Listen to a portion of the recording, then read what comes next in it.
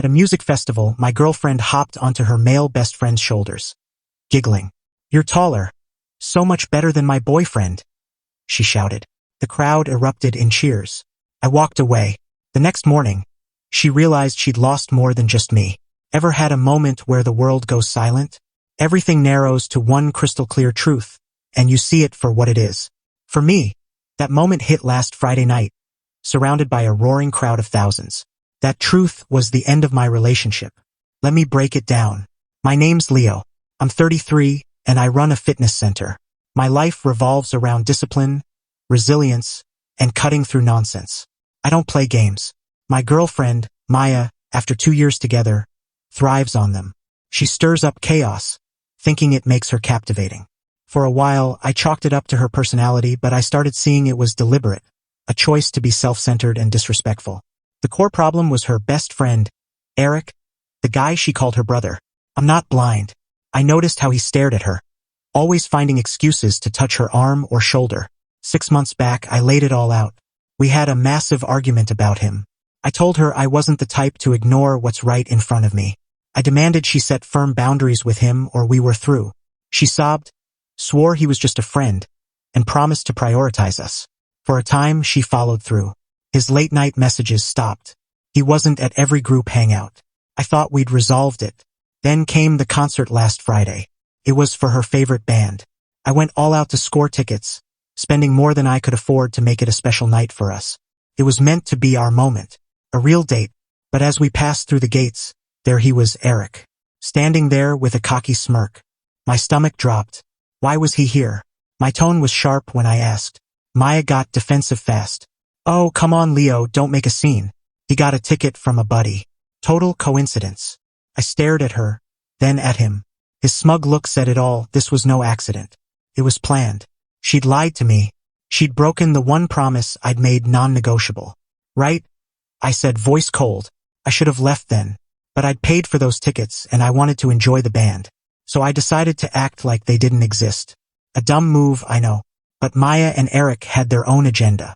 They were inseparable, whispering, laughing, lost in their private world of inside jokes I wasn't part of. She was performing for him and I was just the guy who got her there. I wasn't her date. I was her chauffeur. When the headliner took the stage, the crowd pushed forward, and Maya whined she couldn't see. She's short, so it might have been true. "Leo, let me sit on your shoulders," she said, acting like everything was fine. "You know my back's messed up," I replied. "Let's just shift to the side." She pouted for a split second, then turned to Eric with a dazzling, fake smile. "Eric, you'll do it, right?" And just like that, he crouched down, and she climbed onto his shoulders. The crowd, mostly drunk college kids, went wild, cheering her on. She soaked it up, playing the star, loving the attention. Then she looked down at me. Eric's a bit taller, so she was literally looking down. She laughed, loud and harsh. "See?" she yelled, making sure everyone heard. "You're taller. Way better than my boyfriend." The crowd loved it. Eric shot me that same smug, triumphant look. He'd won. That's when the world went quiet for me. The music, the cheers, everything faded. It was just cold, stark clarity. This was the end. The final straw. I didn't yell or lose it. I just looked up at her. This woman I thought I loved, humiliating me on another guy's shoulders, and I smiled, because I was done.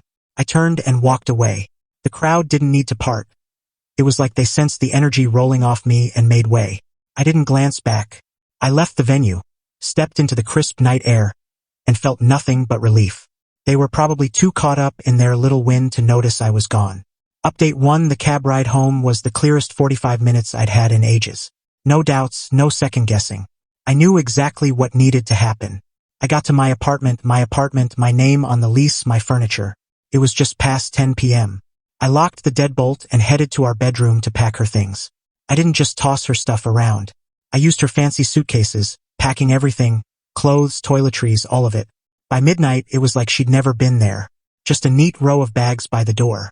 I knew they'd show up eventually, probably drunk, expecting me to have cooled off. I sat on the couch, flipped on a game, and waited. Around 2:30 a.m., I heard them, giggling, stumbling. Her key scratched at the lock, then hit the deadbolt. Confusion. Then the pounding started. "Leo, open the door. It's stuck." she shouted. I stayed put, watching them on the doorbell camera.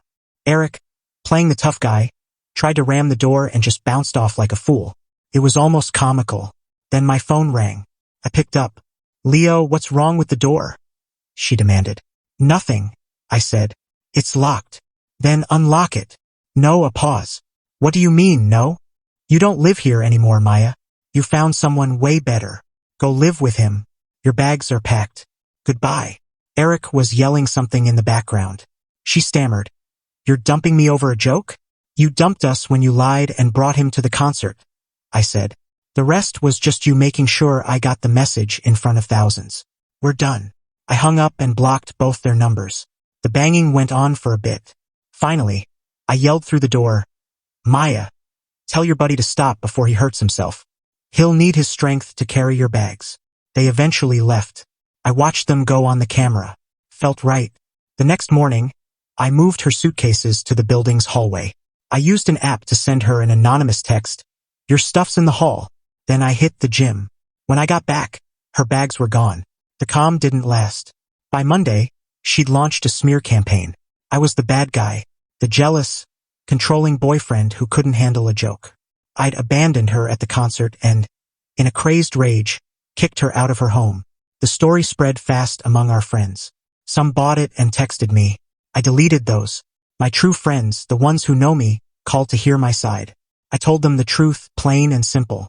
They understood. The rest? I didn't care. If they believed her lies, they weren't worth my time. I knew she and Eric wouldn't let it go. His ego was too big. So I waited for round 2. They showed up on Saturday, a week after the concert. I was in my building's parking garage, loading new weights into my truck. They pulled up, blocking me in. Maya got out, tears streaming. Eric got out, itching for a fight. Leo, we need to talk, she said. No, we don't, I said, not looking up. Eric stepped forward. She's talking to you. Show some respect. I turned to him. This isn't your business. Step off. I'm not going anywhere, he said, getting in my face, using his height to try to intimidate me. It didn't work. You embarrassed her. Apologize. I laughed in his face. Apologize? Move, Eric. I tried to walk past, and he shoved me. Hard, right in the chest, pushing me back a step. I said apologize. That was it. All the lies, the disrespect, that smug grin. It all hit at once. He'd made it physical. My body reacted on instinct. I've trained my whole life. One clean right hook to his jaw and he crumpled. He was out cold before he hit the ground. Maya screamed, You monster! I'm calling the police. Go for it, I said, flexing my hand. I'll show them the garage footage of your buddy assaulting me first. See who they side with. She froze, phone in hand, glancing at Eric, groaning on the concrete, then at me, calm as ever. For the first time, I saw fear in her eyes. Update 2. That punch changed everything. It wasn't about winning, it was about ending it. Maya, crying, dragged a dazed, bloody Eric to his car. They peeled out without another word. The threat of footage and an assault charge shut down her drama. The story of the punch spread, but without context, their narrative fell flat. My real friends knew the truth, and anyone at the concert who saw her antics could piece it together. You can't call someone a villain when you were publicly humiliating them days earlier. Their smear campaign fizzled. A week later, the pleading started. Maya used friends' phones to send long, desperate texts. It was a mistake. She was drunk. Eric was just a friend. The usual excuses. I blocked each number as it came. Then she showed up at my gym mid-session with a client. She looked like a shell of herself. I told my client to take a break and walked her outside. You can't be here, I said. Leo, please, she begged. I screwed up. It was the worst mistake of my life. Good, I said. Then you know why we're done. But I love you. I'll do anything. I told Eric we're done, I swear. Too late, I said, turning to leave. Wait, she grabbed my arm. We can fix this. But first, you need to apologize to Eric. You really hurt him, and he was just standing up for me. I stared at her, stunned. 10 seconds of pure disbelief. She wanted me to apologize to the guy she cheated with, who helped her humiliate me, who shoved me first. The audacity was almost genius. I burst out laughing, a deep, uncontrollable laugh. I couldn't stop, leaning against the wall for support. What's so funny? she snapped, angry and confused. You? I gasped, wiping my eyes. You actually think you're still calling the shots? You think you're the prize? I straightened, looked her in the eye. Get out, Maya. Don't come back. We're done. And no, I'm not apologizing to your boyfriend. I walked back into my gym and locked the door. Final update, it's been 6 months. She hasn't contacted me since. The threat of a restraining order finally sank in. From what I've heard through mutual friends, her life's a mess. She and Eric tried dating, but their whole vibe was built on him being the better option. Without me to play the villain, they had nothing to fuel their drama, and it fell apart. They had a huge public blowout at a bar, and that was it. Eric's tough guy image took a hit. The story of him getting knocked out after messing with his friend's girlfriend made him a local punchline. I heard he needed dental work, too pricey. Maya moved back with her parents. Without me covering her expenses, she couldn't keep her place. She stuck in a dull office job, griping constantly. She went from party queen to cubicle drone. I saw her once, a few weeks ago, while on a date with someone new. We were at a restaurant and Maya was our server. She saw me, went pale and told her manager she was sick, then bolted. My date asked what that was about. I just smiled. Long story, and it is a long story, but it's finished. The best revenge wasn't the punch or locking her out.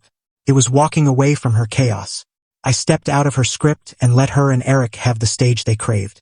Like most bad performers, they bombed. They didn't just lose a boyfriend that night. They lost their audience. For people like them, that's the worst punishment of all.